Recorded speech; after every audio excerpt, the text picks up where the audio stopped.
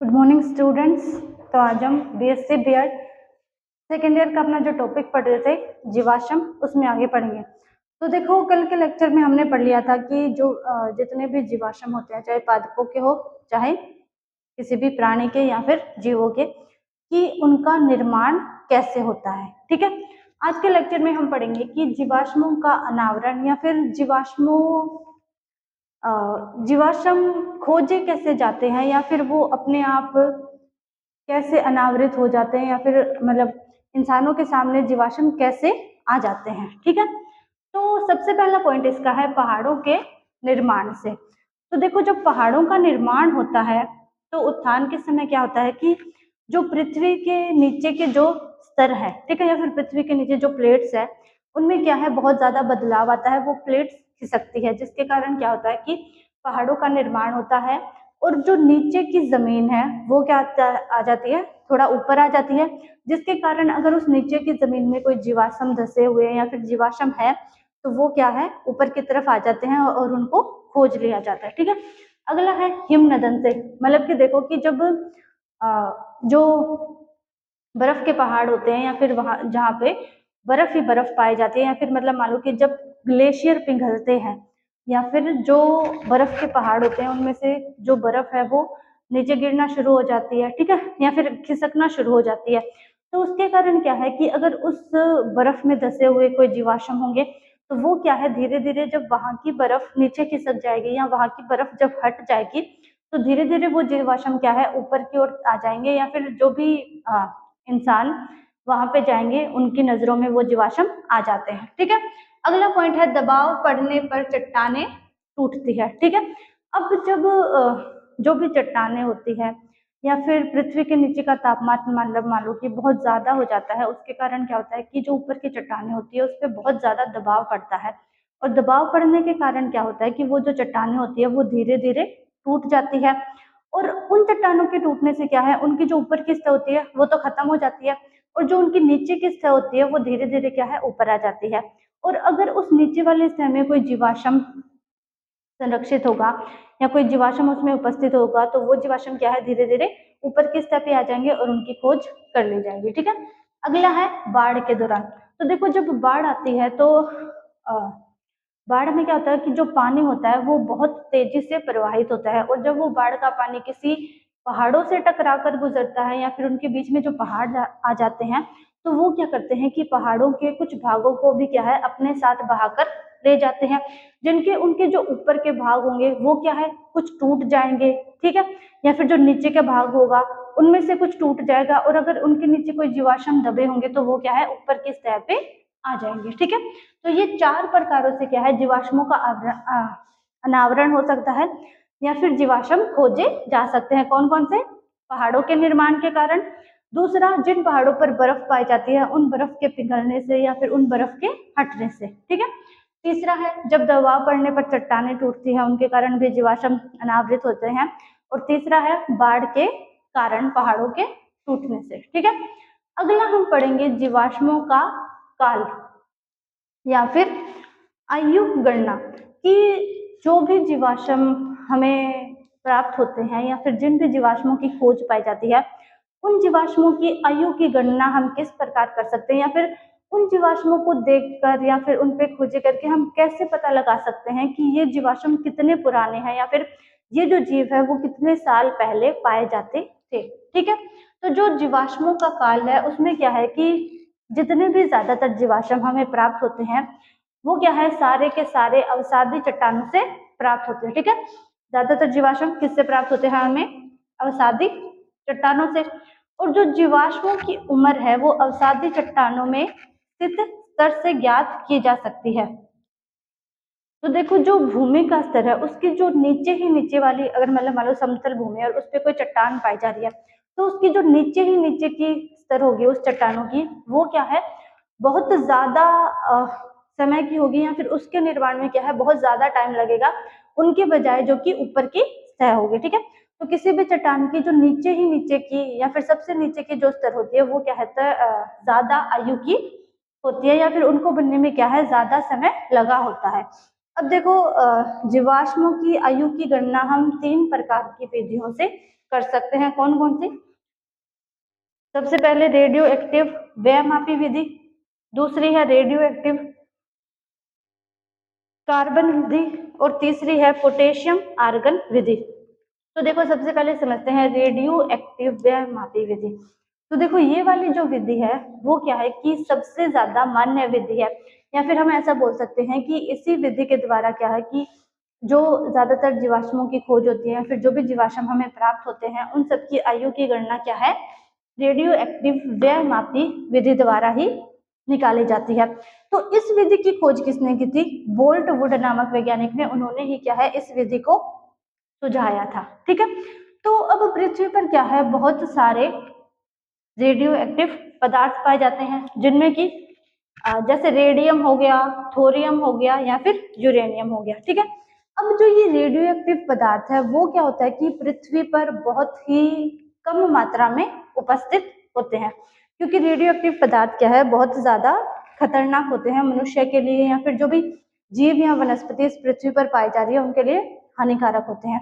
इसीलिए जो radio active पदार्थ है वो क्या है बहुत कम मात्रा में पृथ्वी पर पाए जाते हैं। तो कौन कौन से हो गए?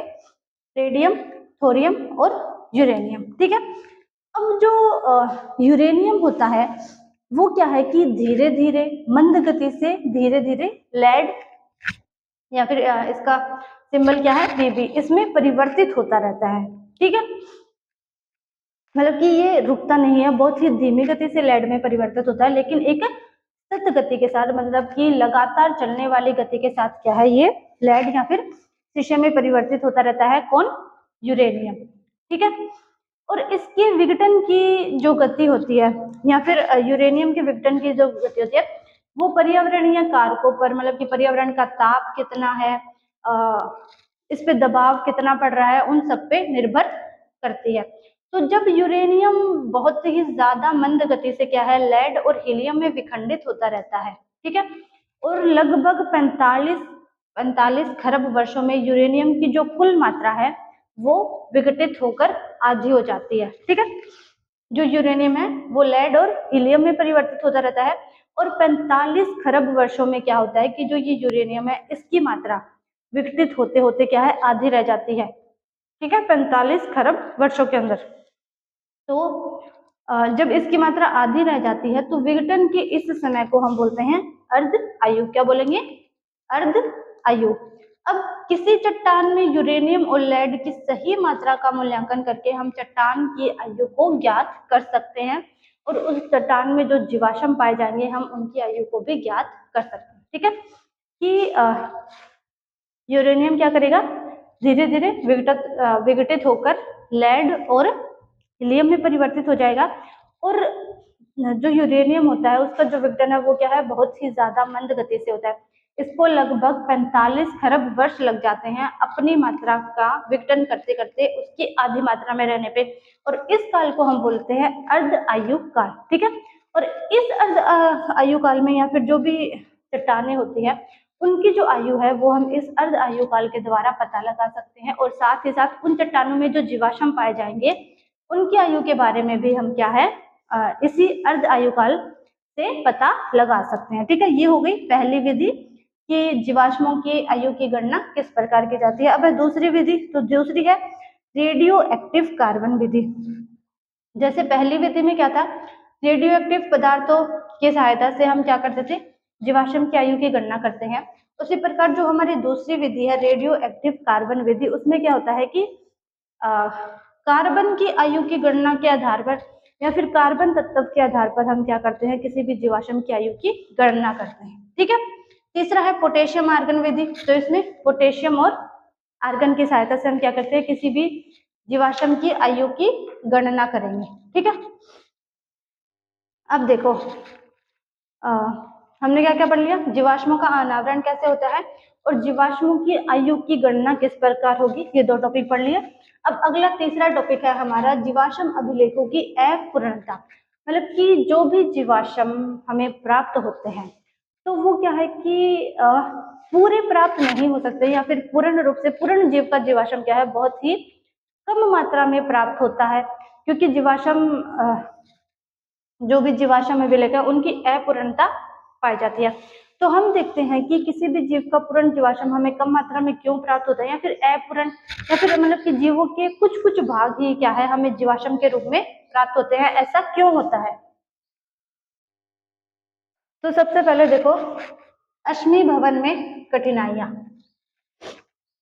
तो देखो, अब अश्मी भवन हमने कल के लेक्चर में पढ़ा था कि अश्मी भवन में क्या होता है, कोई भी जीव है उसके जो कोमल उत्तक होते हैं वो हमें जीवाश्म के रूप में प्राप्त होते हैं। ठीक है, अब अश्मी भवन में क्या होता है, अश्मी भवन में कठिनाइयां, मतलब कि ऐसा बहुत कम होता है कि किसी भी जीव के जो कोमल उत्तक है वो हमें जीवाश्मों के रूप में प्राप्त हो।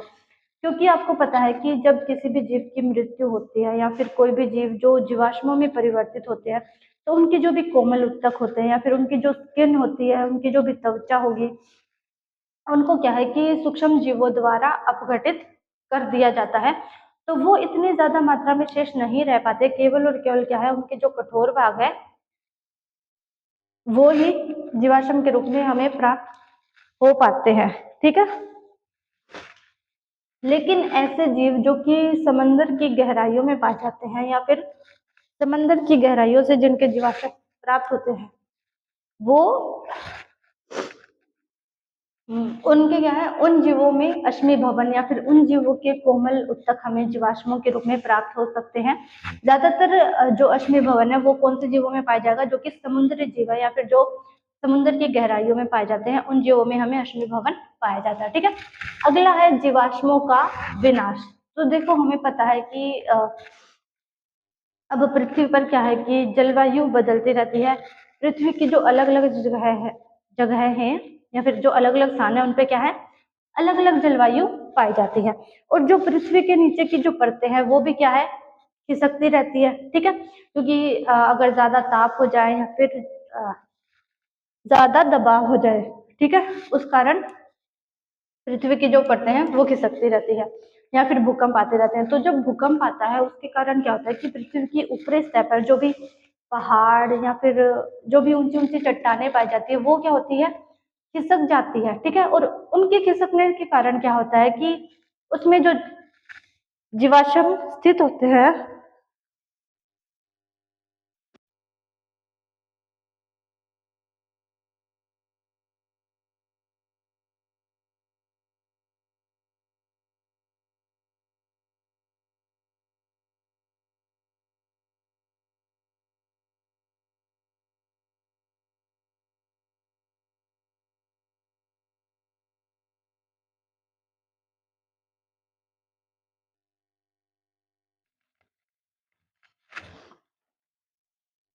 दूसरा पॉइंट क्या था हमारा, जीवाश्मों का विनाश।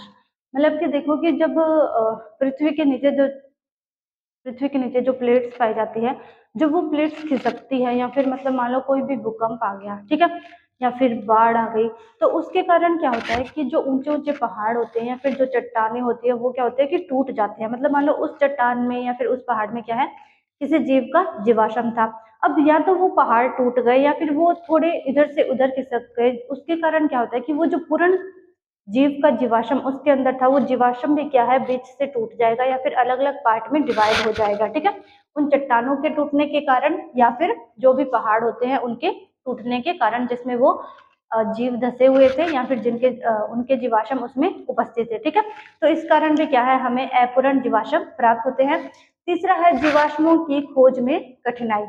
अब देखो कि जीवाश्म बनते कब है, जब कोई भी जीव क्या है जमीन के अंदर या फिर ऐसा बोल सकते हैं कि जमीन की बाहरी परत पे वो धस जाता है। ठीक है, और जीवाश्म बनने में भी हमें पता है कि हजारों या फिर लाखों वर्षों का समय लगता है। और हजारों लाखों वर्षों बाद वो जो जमीन का स्तर होता है उससे काफी ऊपर स्तर क्या है, जमीन का आ जाता है, या फिर उससे काफी ऊपर, मतलब मान लो कि कोई चट्टानें विकसित हो गई या कोई पहाड़ विकसित हो गए, कुछ भी उस धरती पे क्या है या फिर उस जमीन पे विकसित हो सकता है। ठीक है, तो अब जब जीवाश्मों की खोज की जाती है तो उनकी खोज में या फिर उनकी खुदाई करने में भी क्या है, कठिनाई आती है। क्योंकि जो मनुष्य है वो भी क्या है कि एक सीमित अवस्था तक ही क्या कर सकता है कि किसी भी चीज की खुदाई कर सकता है। वो पृथ्वी के ज्यादा अंदर या फिर ज्यादा अंदर तक की खुदाई भी नहीं कर सकता है। तो ये भी एक कारण है कि हमें जीवाश्म प्राप्त करने में कठिनाई होती है, क्योंकि ये पृथ्वी की जो सतह है उसके बहुत ज्यादा अंदर तक धसे हुए रहते हैं। ठीक है, तो ये 3 कारण हो गए जीवाश्म अभिलेखों की अपूर्णता के। कौन कौन से?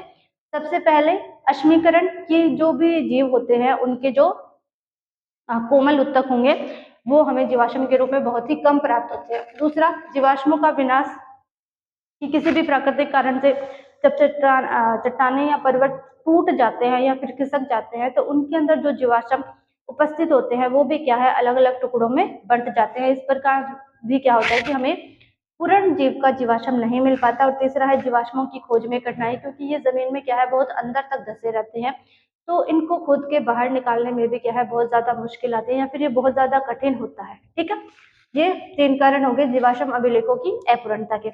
अब इस चैप्टर का लास्ट टॉपिक है कि जो भी जीवाश्म है या फिर हम उनका अध्ययन क्यों करते हैं, उनके अध्ययन करने से हमें क्या फायदे हैं या फिर उनका क्या महत्व है। ठीक है, सबसे पहला है जैव विकास के पक्ष में प्रमाण। तो देखो, जैसे जैसे हम जीवाश्मों की खोज करते हैं या अगर कोई भी जीवाश्म खुदाई के दौरान हमें प्राप्त होता है तो हम उस जीव का पता लगाते हैं। ठीक है, उस जीव के लक्षणों के बारे में पता लगते हैं और उसके कारण क्या होता है कि हम जैव विकास के जो प्रमाण थे, सबसे पहले हमने जैव विकास के सिद्धांत पढ़े थे ना, कि पहले सरल जीव थे, उनके बाद धीरे धीरे जटिल जीव आए।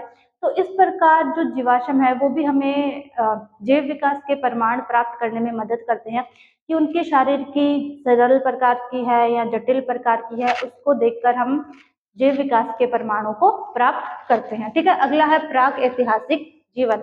अब जब जीवाश्मों की खोज होती है तो जब हम उनके शारीरिक की या फिर उनकी आकार की इन सब के बारे में पता लगाते हैं तो हमें पता चलता है कि जिस भी काल में ये जीवाश्म थे या फिर जिस भी काल में ये जंतु या फिर ये पादप उपस्थित थे, वो काल या फिर उस काल का जीवन किस प्रकार था, उसमें जीव कैसे रहते थे, कौन सी वनस्पति पाई जाती थी। ठीक है, ये सभी।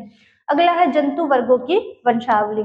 तो जीवाश्मों को हम क्या है जंतु वर्गों की वंशावली या फिर ये जंतु किस वंश का है इसके बारे में भी पता लगा सकते हैं जीवाश्मों के अध्ययन द्वारा। अगला है जीवाश्म एवं जलवायु। तो जब जीवाश्मों की खोज की जाती है तो पता चलता है कि मतलब ये जीव जो है वो इनके शारीर की कैसी थी। ठीक है, और फिर उससे धीरे धीरे हमें पता लगता है कि ये जीव किस प्रकार के जलवायु में या किस प्रकार के वातावरण में अपना जीवन यापन करते थे। तो हमें उस समय के जलवायु के बारे में भी जीवाश्मों के माध्यम से पता चलता है। अगला है खनिज तेल एवं खनिजों के सूचक। तो देखो, जब हमने जीवाश्मों का निर्माण पढ़ा था कि जीवाश्म बनते कैसे हैं, तो उसमें हमने पढ़ा था कि कई कई जो जीवाश्म है वो क्या है खनिज तेलों के अंदर या फिर ऐसी मिट्टी के अंदर पाया जाता है जो खनिज तेलों से संतृप्त होती है। तो जब हम उन जीवाश्मों की खोज करते हैं तो हमें पता चलता है कि इस जमीन के अंदर या फिर इस मिट्टी के अंदर क्या है बहुत सारे आवश्यक तत्व या फिर बहुत सारे क्या है खनिज तेल उपस्थित है। तो इनकी उपस्थिति के बारे में मतलब खनिजों की या फिर खनिज तेलों की उपस्थिति के बारे में भी पता लगाने के लिए क्या है जीवाश्मों का अध्ययन किया जा सकता है। तो महत्व क्या क्या हो गए जीवाश्मों के अध्ययन के? पहला, जैव विकास के पक्ष में ये प्रमाण देते हैं। दूसरा, प्राग ऐतिहासिक जीवन के कि उस टाइम कैसा जीवन था, कैसे जीव जो है वो अपना जीवन यापन करते थे या फिर किस प्रकार की वनस्पति पाई जाती थी, उसके बारे में अध्ययन किया जा सकता है। अगला, हम जंतु वर्गों की वंशावली मतलब कि इन जंतुओं के वंशज जो आज जंतु पाए जाते हैं उनके वंशज कैसे थे या किस प्रकार के थे उनके बारे में पता लगा सकते हैं। अगला, जलवायु की उस समय किस प्रकार की जलवायु पाई जाती थी उसके बारे में भी पता लगा सकते हैं। और लास्ट है कि खनिज तेलों की या फिर खनिजों की उपलब्धता कौन सी जमीन के अंदर ज्यादा है या फिर कौन सी जमीन के अंदर खनिज तेल वगैरह है उसके बारे में भी हम जानकारी प्राप्त कर सकते हैं। तो ये आपका जीवाश्म टॉपिक आज पूरा हो गया है। अब नेक्स्ट क्लास में हम हमारा अगला टॉपिक शुरू करेंगे। ठीक है, आज के लिए इतना ही।